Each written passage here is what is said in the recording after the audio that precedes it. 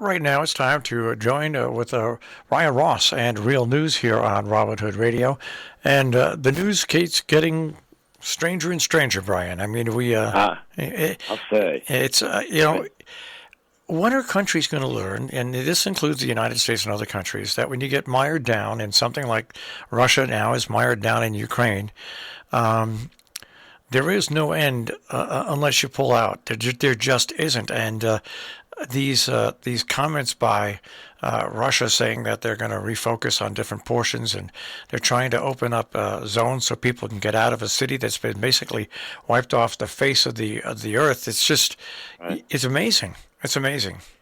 And you wonder was Putin, had he miscalculated, or was his goal all along to do this? Because if he can take a good chunk of the eastern part of Ukraine, he'll have the part of Ukraine that produces huge amounts of oil and natural gas. I think that everybody's repositioning their forces now, and I'll be honest with you. I think that the Ukraine fighters, they're not going to get back in the Donbas region. That those two separatist states that they've been fighting for years and years and years, and they're not going to get back all of Crimea. But I think they're going to get. I think they're going to hold on to that major western, southwestern. Southeastern link that they need to stop Russia from doing that. I just think the way they're fighting defensively, the old adage is it's always much easier if you have the might and the ability to fight defensively. You can take something, but as the Russians have learned, to hold on to it after you take it in another country is another case at all. Exactly right. And what can't be calculated.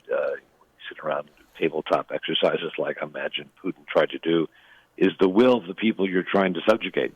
And he miscalculated there. And both the New York Times, the Washington Post, and the Wall Street Journal this morning are reporting the same thing. So I assume this comes from U.S. sources, that Putin's military misled him and told him things that weren't true, and he's still being told things that are true. And there's an information gap in terms of what he's being told by his generals and his intelligence officers and what is the reality on the ground.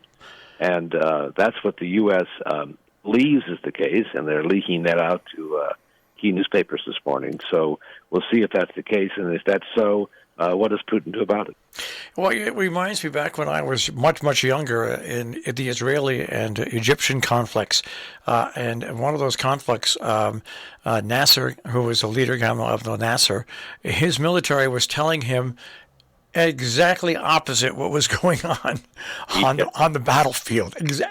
Exactly opposite of everything. They were saying they were having great successes, and of course that was the 5-day war where Israel routed the Egyptian forces.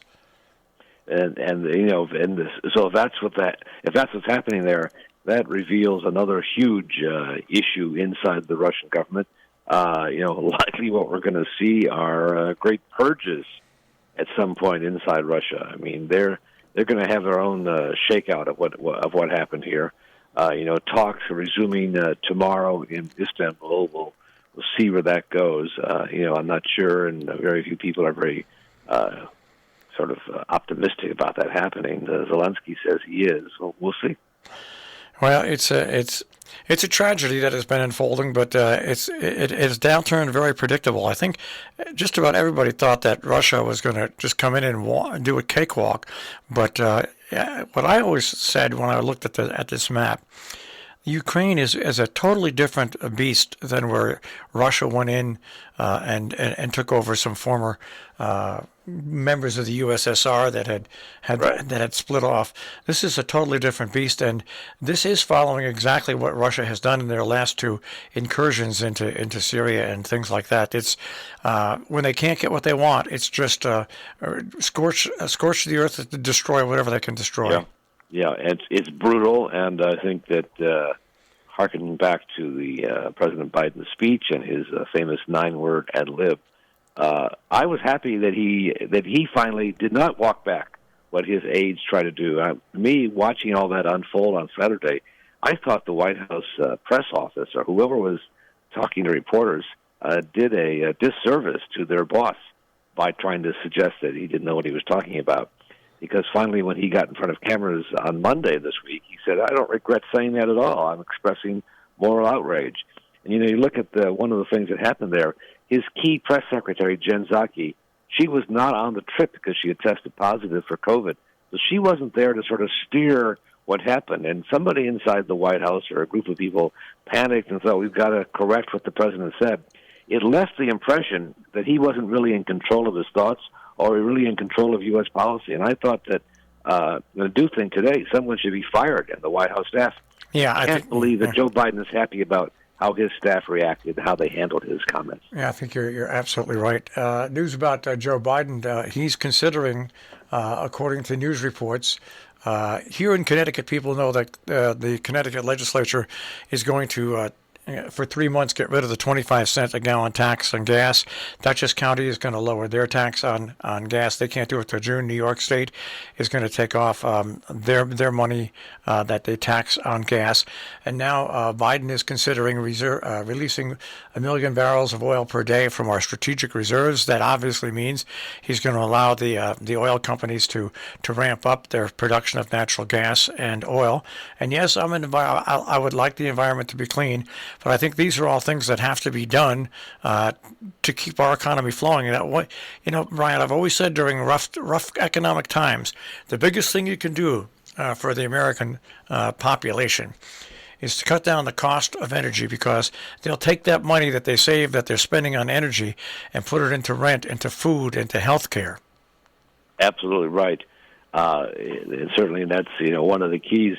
As Mr. Biden and his political aides look at the polls, he's doing terribly, really terribly. He's blamed for everything, and he barely has a majority in favor of how he's handled COVID-19, despite the fact that here we are 2 years after a time when we were all essentially huddling in fear in our homes. We are back out. I was out in restaurants in New York this week. The masks are off. The checks for vaccinations are off. It represents its own problem. If there's another way, will we ever be able to reimpose any of those masks or vaccination sort of centers, which they're trying to shut down? But the fact that Joe Biden doesn't get any credit for that among the majority of people, he should be, in the 60% range. He and his aides, with some fits and starts, did kind of wrestle this pandemic along with the help of a lot of doctors and natural occurrences. But, it's better. There's no doubt about it. And there's no doubt about it that the World Health Organization, our CDC, everybody, this was a learning experience going along back from 2 years ago to now, and it's funny because Joe Biden gets blamed for oil prices. Somebody put a very funny meme up on social media, and they listed the oil prices per gallon or per liter in all the other countries, and said, does Joe Biden get blamed for this as well? Exactly right. This is what's going on right now with the pandemic and with what Russia has done, has put the worldwide economy into a weird place. You folks, would you rather be living in Europe right now, where they're facing the fact that, they have to cut off, if they finally... They have to cut off their supply of Russian oil because they have to stop this big monster. Just imagine if you lived in Europe right now, how much tougher of a decision this is. With talk of gas rationing in Germany, we know they love their cars and the autobahns and speeding around, and there's a pain that's being inflicted on them, and that's to me fascinating. Nowhere near the pain being inflicted, on the people of Ukraine, of course, and we see American corporate citizenship. Huge numbers of American companies have pulled out. Down at Yale, Jeffrey Sonnenfeld at the School of Management there, their business school, has been keeping track of the companies that have actually pulled out, the ones that have done spin and PR pulled out, and the ones that are sticking to their guns. And his list, which has gone viral among CEOs, has pushed that number pretty high to American companies that have gotten on board and are pulling out of Russia. I guess they can go back if there is some sort of peace agreement and Russia ever pulls back. But I don't think, and you tell me what you think, Marshall, that the normalcy for Russia, dealing with the Russians, will in our lifetime ever return to normal. No, it's going to go back to the way, even worse than the way it was in the Cold War, not necessarily in the Cold War status, because we're going to have that Cold War status back again. But it's not only the United States, it's probably 75% of the rest of the world is not going to believe anything that they hear. I think the only thing that's going to change it is when Putin goes away, and that's not going to be for a long, long time. That's right. Yeah, that's right. Russia is in a very bad. Yeah, they're in a very bad place economically, and also now they've shown the lack of strength of their on the field military. All Russia really has, is the world's largest gas station, and they have nuclear arms. Really, that's about it. Right. Exactly right. Yeah. Now I've got to do this because I have to ask you this. I think one of the biggest faux pas in African American relationships happened when Will Smith on stage slapped Chris Rock and really it gave credence to the people that are racist even more, and also it exposed the Academy where they're going to have to make some serious decisions, because that little slap doesn't deserve to be talked about as much as Ukraine, but that little slap is a slap heard around the country on both Black America and White America.